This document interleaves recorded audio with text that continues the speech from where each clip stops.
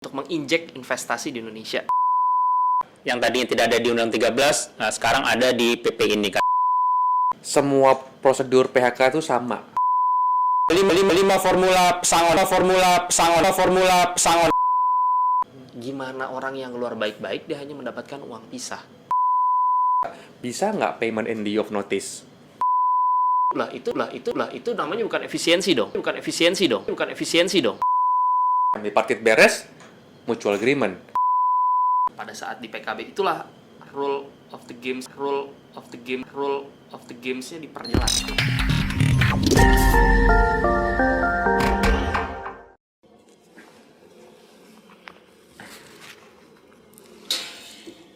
Halo Sobat Lex One Podcast, jumpa lagi bersama kami Lex One Podcast di sini, podcast terkait hukum dan politik. Kali ini kita akan berdiskusi terkait peraturan pelaksanaan dari Omnibus Law Klaster Ketenagakerjaan, di mana di bulan Februari kemarin tanggal 2 sudah ditandatangani dan disahkan. Ada sekitar 4 peraturan pemerintah terkait klaster ketenagakerjaan, ada masalah PKWT, PHK itu di PP 35, kemudian ada PP pengupahan, ada PP tentang tenaga kerja asing, dan PP tentang jaminan kehilangan pekerjaan. Di sini telah hadir narasumber, ada Robertus dari RSA Advocate. Beliau akan mewakili dari segi hukumnya karena sehari-hari sebagai pengacara ketenagakerjaan akan melihat sisi hukumnya terkait PP ini. Halo, Mbak. Halo, selamat pagi. Terima kasih atas, mungkin lebih enak berlepas kali ya? Iya. Selamat pagi. Senang bisa kembali ke sini lagi untuk mendiskusikan mengenai PP ini. Yang dulu sesi pertama kita ngomongin Omnibus Law ya kan, dan kita cemas-cemas menunggu PP-nya dan akhirnya keluar.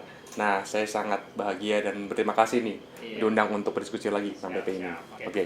Kang Asep juga sebagai narasumber kali ini, di mana pernah kita undang juga pada podcast sebelumnya. Saat ini Kang Asep mewakili dari perusahaan transportasi logistik. Mungkin nanti bisa cerita kepada kita dampaknya terhadap di perusahaan terhadap pekerja tuh keseharian-harinya tuh nanti bagaimana akibat banyaknya peraturan tentang formula PHK, tentang PKWT, outsourcing dan lain-lain, itu berdampak sehari-hari di perusahaan Kang Asep bekerja. Nanti bagaimana mungkin akan bisa dikupas tuntas kali ini di podcast. Halo Kang Asep. Halo Mas Dimas, thank you.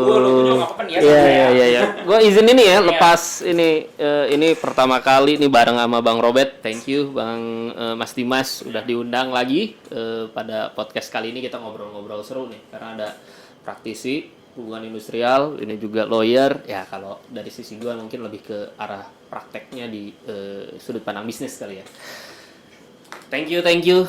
Oke, makasih Kang Asep. Kemudian ini menarik nih, di akhir Februari kita menerima ada 4 PP terkait dengan klaster ketenagakerjaan, di mana ini disahkan dan ditandatangani tanggal 2 Februari, pas 3 bulan setelah Omnibus Law dikeluarkan.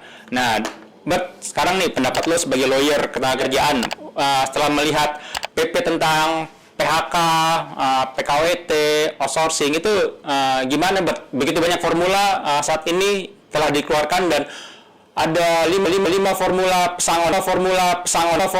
pesangon sekarang yang saat kita ketahui berdasarkan PP yang baru ini kan. Dulu kita hanya mengenal 2, 1 kali dan 2 kali pesangon, sekarang ada 5. Kemudian apakah ini terlihat lebih mengurangi pesangon sebelumnya atau gimana, mungkin bisa ada pendapat dari Robert? Oke, ini pendapat dari gua pribadi ya, mewakili institusi tertentu. Oke.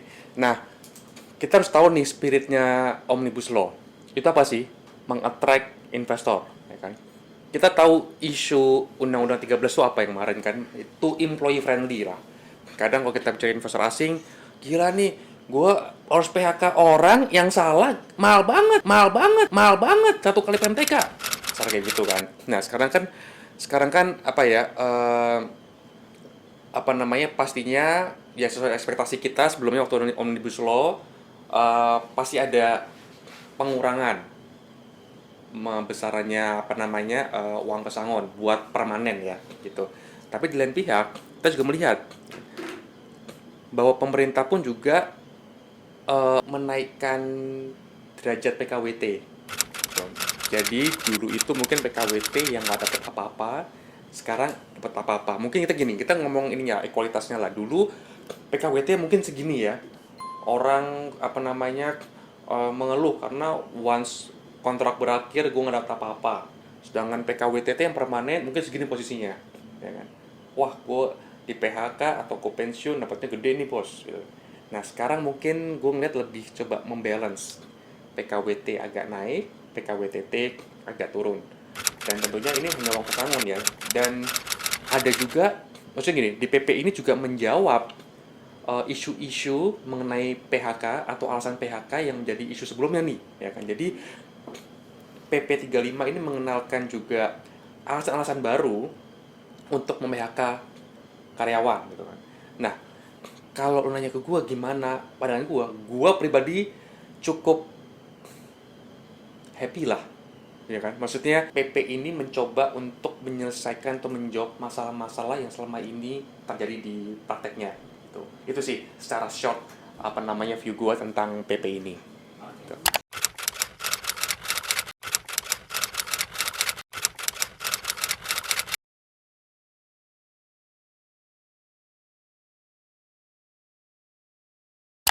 Tadi dari segi lawyer ya menjawab tentang PP 35. Sekarang kita ke Kang Asep nih, dari segi company, gimana sih karyawan melihat formula pesangon tuh ada indikasi bahwa ini kok seperti berkurang, ada setengah pesangon, ada 1,75, ada 0,75, di mana kan untuk dapetin 2 kali pesangon aja tuh sekarang untuk alasan yang karyawan meninggal atau karyawan sakit 12 bulan, hanya 2 hal itu mungkin ya. Nah, untuk dari perusahaan gimana nih Kang, pendapat dari para karyawan nih? Oke, pertama kita dari 2 sudut pandang ya. Satu dari aspek pengusaha, 2 dari aspek sudut pandang si pekerja gitu loh. Dari sudut pandang pengusaha tentu betul tadi yang disampaikan oleh Bang Robert bahwa kita lihat dulu nih tujuan daripada Omnibus Cipta Kerja dibuat oleh pemerintah bersama DPR ini apa? Sebenarnya untuk menginjek investasi di Indonesia gitu kan. Ketika investasi udah masuk, itu akan memperluas lapangan pekerjaan. Gitu loh.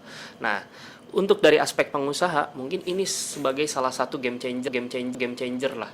Ketertinggalan Indonesia hari ini dibandingkan negara-negara lain. Even itu negara tetangga gitu loh. Produktivitas kita nih belum kedorong gitu loh. Jadi istilahnya bukan masalah upahnya yang pengusaha itu tidak mau membayar upah lebih, tidak. Yang kita mau adalah kita membayar upah walaupun mahal itu proper. Gitu loh. Yang kita tidak mau adalah membayar upah kemahalan ketika bayar upah tinggi tetapi tidak produktif gitu loh. Itu satu. Nah, kedua dari masih dari sudut pandang pengusaha, ini adalah satu bentuk keluasan daripada regulasi gitu loh. Kita melihat berbagai jenis alasan PHK beserta kompensasinya ya. Ini menurut kami ini fair gitu loh. Menurut saya ini fair gitu loh. Karena apa? Tidak bisa kita samakan satu alasan tertentu dengan alasan yang lain. Kebayang sebelum dengan Undang-Undang Cipta Kerja, ini orang ngambil segala macam bla bla bla tanpa kita proses ya melalui peradilan pidana, pengadilan umum gitu loh. Nah, ini dia dapat 1 kali PMTK. Gimana orang yang keluar baik-baik dia hanya mendapatkan uang pisah gitu loh. Justru dengan Undang-Undang Cipta Kerja asas fairness-nya terjaga gitu loh. Perusahaan mau melakukan efisiensi harus tutup dulu lah, itu namanya bukan efisiensi dong. Dengan Undang-Undang Cipta Kerja ini menjawab untuk menjawab tantangan bisnis ke depan tanpa mengesampingkan kebutuhan daripada pekerja gitu loh. Ini asas fairness saja. Tadi yang sempat disinggung Bang Robert bahwa ini PKWT menjadi ada satu kewajiban bagi pengusaha. Apakah itu tidak nambah kos buat sisi pengusaha, tapi itu kami melihatnya itu fair gitu loh. Bahkan sebelumnya di aturan sebelumnya penghitungan masa kerja itu tidak diatur secara tegas. Hari ini dengan keluarnya PP, masa kerja event itu PKWT, nanti dia lanjut PKWT lagi dalam kurun waktu 5 tahun, masa kerjanya tetap dihitung sehingga cutinya dihitung, THR-nya pun tidak lagi proporsional kan. Dulu habis kontrak 1, terus kontrak lanjut lagi, dia dihitung dari 0 kan masa kerjanya. Nah, sekarang nggak dihitung dari sejak awal mula dia PKWT gitu loh. Jadi ada ada hal-hal yang sebenarnya itu dirasa menurut saya dari sudut pandang pengusaha ini bagus untuk investasi dan cukup fair gitu loh. Mengurangi sisi, apalagi dari sisi pesangon kan Indonesia termasuk dari salah satu negara yang memang kompensasi pesangonnya paling tinggi di dunia. Setahu saya nomor 2 di dunia sebelum Undang-Undang Cipta Kerja. Tadi ada menarik tuh Kang Asep, melanjutkan PKWT. Maksudnya melanjutkan dengan PKWT satu permanen atau gimana tuh Kang maksudnya? PKWT ini misalnya ini berdasarkan jangka waktu lah, anggaplah kontrak yang pertama kali itu 1 tahun gitu loh. Terus dia lanjut lagi. Itu dikontrak lagi, kan itu dimungkinkan nih di PP 35 itu. Nah, ketika lanjut lagi, itu dia tidak dari nol masa kerjanya. Tetap PKWT sebelumnya dihitung. Nanti koreksi dari Bang Robert mungkin kalau misal ada yang perlu. Kompensasi itu ada kompensasi yang baru itu. Kompensasi itu tidak menghapus masa kerjanya sebenarnya, tidak menghapus terkait dengan apa THR-nya, hak dia untuk cuti setelah 12 bulan bekerja terus-menerus, sehingga itulah yang dilindungi. Jadi konversi bahasa 2P tadi, Transfer Undertaking Protection of Employee, itu dituangkan di dalam PP ini sebenarnya secara prinsip. Nah, itu aspek pengusaha. Yang kedua, aspek pekerja, ya ini pasti debatable ya di kalangan karyawan. Kalau misal dia melihat secara kasat mata, nggak mendalami, wah ini istilahnya mengkerdilkan pekerja gitu loh. Ya, itu kita kembalikan ke rekan-rekan tugas kita adalah memberikan pemahaman kepada mereka bahwa aturan ini sudah berlaku dan tidak seluruhnya kok merugikan pekerja. Justru ini mendorong kita sebagai pekerja untuk lebih produktif gitu loh, untuk mendorong kita supaya lebih baik nih investasi Indonesia, membuka lapangan pekerjaan yang lebih luas gitu loh. Untuk pekerja alih daya rasanya ini suatu keuntungan ya, karena apa? Biasanya kita habis kontrak udah selesai, masa kerja nggak dihitung, selesai dengan sendirinya putusan pengadilan rata-rata ya sudah selesailah dia hubungan kerjanya. Sekarang ada kewajiban tuh tali asi. Jadi buat pekerja, buat pengusahanya yang tidak memberikan tali asi kompensasi, nah itu bisa menjadi pokok perselisihan hak tuh. Gitu. Nanti kalau perselisihan hak maksudnya Bang Robert tuh ahlinya. Tapi dengan banyaknya alasan PHK kan sekarang kan jadi diperbanyak lah, ditambahkan lah yang tadinya tidak ada di Undang 13, nah sekarang ada di PP ini kan. Itu ada kesan nggak sih karena jadi kok kayaknya jadi lebih mudah PHK karyawan, karena kan dulu kan semuanya serba mutual agreement, kesepakatan kan, di situ ada ada titik buat bernego lah di situ kan, karena dasarnya kesepakatan. Dan dengan kayak gini kan misalnya efisiensi tapi perusahaan bisa tetap terus berjalan, tetap terus beroperasi, tapi bisa. Jadi kan patokannya itu bisa karena suka atau tidak suka terhadap karyawan itu kan. Jadi karyawan melihat ini kayak bisa mudah PHK atau gimana? Ada nggak tanggapan dari karyawan? Ya, tadi memang melihat gitu loh, bagaimana dari aspek pekerja kok kesannya pesangon PHK-nya akan lebih mudah gitu loh. Di dalam aturan, ya memang itu kalau kita lihat sekilas pemberitahuan dulu. Kalau yang sebelumnya kan harus ada putusan bersifat tetap dulu kan untuk melakukan proses PHK. Sekarang pemberitahuan, bahkan beberapa alasan tidak membutuhkan pemberitahuan gitu loh. Tapi secara hak si pekerja itu masih memiliki hak untuk menolak gitu loh, atau memperselisihkan. Ketika pemberitahuan itu 14 hari kerja, dia 7 hari kerja dia bisa menolak. Karena pemberitahuan itu harus disampaikan secara patut. Apa sih yang disebut secara patut? 14 hari kerja disampaikan beserta alasan PHK-nya, beserta kompensasinya itu apa? Gitu loh. Ini di luar yang pelanggaran ya, pelanggaran PKB itu meninggal dunia kan tidak perlu tuh. Gitu, habis kontrak juga tidak perlu. Nah, di luar itu pemberitahuan. Nah, pekerja itu bisa tuh menyampaikan penolakannya ketika tidak menerima 7 hari kerja. Ketika itu dispute, maka barulah proses bipartit, tripartit, bahkan ke tingkat 1 PHI. Nah, mungkin Bang Robert nanti yang akan lebih fokus di arah sananya ya. Saya tadi tertarik sama antara pemberitahuan dan penetapan. Intinya tapi kan masih tetap perlu penetapan di akhir atau enggak mutual agreement kan. Jadi pemberitaan itu hanya proses di awal aja kan, kayak administrasi informasi sebagai informasi kepada karyawan, ini saya PHK dengan pesangonnya jumlahnya berapa dan alasan. Jadi kan ujung-ujungnya di akhir juga ada mutual agreement yang didaftarkan itu sebagai pengganti penetapan PHI kan, benar nggak seperti itu? Itu mungkin Bang Robert yang akan fokus ke situ ya. Dari sisi saya, dari sudut pandang pengusaha nih misalnya manajemen, saya akan ambil aspek satu. Hubungan kerja itu berakhir sampai dengan berakhirnya hubungan kerja yang dibuktikan dengan apa? Pemberitahuan itu. gitu loh. Bahwa nanti diuji di court, ya itu silahkan, nanti biarkan majelis hakim, itu ranahnya majelis hakim tuh menilai. Tapi kita akan efektif per kapan? Per efektif surat itu kita keluarkan, biasanya demikian gitu loh. Dari sudut pandang pekerja tentu akan berbeda kan. Dari sudut pandang pekerja dia akan melihat bahwa ini belum inkrah. Jadi masih ada yang perlu diuji karena alasannya ini belum clear nih gitu. Bisa jadi kan alasannya seperti itu. Ya nanti itu pada saat proses bipartit, tripartit dan di court nanti biarkan majelis hakim yang menentukan gitu loh. Robert, tadi kan kita diskusi masalah pemberitahuan itu hal baru lah di Omnibus Law dan PP ini, karena di Undang 13 itu tidak diatur, walaupun di perjanjian kerja kalau kita lihat ada perusahaan-perusahaan yang sudah mengatur hal itu gitu kan. Nah, sekarang dengan adanya pemberitahuan itu pertama pertanyaannya, itu bisa nggak diganti dengan uang? Jadi kalau misalnya perusahaan maunya PHK-nya hari ini atau besok lah efektifnya, itu bisa nggak diganti dengan uang? Dengan pembayaran pro rata atau dengan 1 bulan gaji. Kemudian kedua, efektif PHK jadi saat ini kapan efektif PHK itu Bert? Oke, kalau saya sebenarnya gini, kalau kita ngeliat PP 35, semua prosedur PHK itu sama, cuma ditambahin tadi tuh pemberitahuan. Jadi sisanya sama semua lah, gitu kan. Nah, kalau kita bicara kapan efektifnya, pastinya tadi yang Kang Asep sudah di-share, pasti perusahaan sudah punya proposed termination date, ya kan, yaitu 14 hari itu. Ya kan? Nah, tetapi kalau saya menyarankan klien, apakah itu bisa dipakai? Menurut saya sih tidak bisa. Iya, kalau ada persetujuan bisa, gitu kan. Karena at the end of the day ini kuncinya apa? Kembali ke yang lama. Ada mutual apa enggak? Gitu kan. Mau 14 hari setuju, selesai, beres kan, mutual termination. Mutual agreement, ya kan. Kalau nggak selesai, ya tadi tuh 7 hari harus ada tanggapan dari si karyawan. Bahwa dia nggak setuju, akhirnya bipartit segala macam. Bipartit beres, mutual agreement. Nggak beres, tripartit. Tripartit nggak beres, PHI Mahkamah Agung, ya kan. Nah, akhirnya nanti ya hakim lah, ya kan. Either itu di PHI atau di Mahkamah Agung yang memutuskan kapan efektifnya dan nanti berapa pesangon dan segala macamnya. Itu.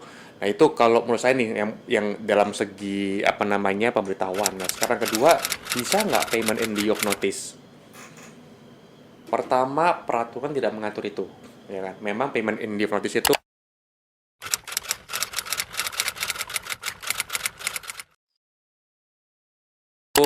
in practice dilakukan dari dulu lah ya, gitu kan. Sekarang apakah itu bisa dilakukan? Menurut saya sih bisa aja kalau ada kesepakatan, ya kan.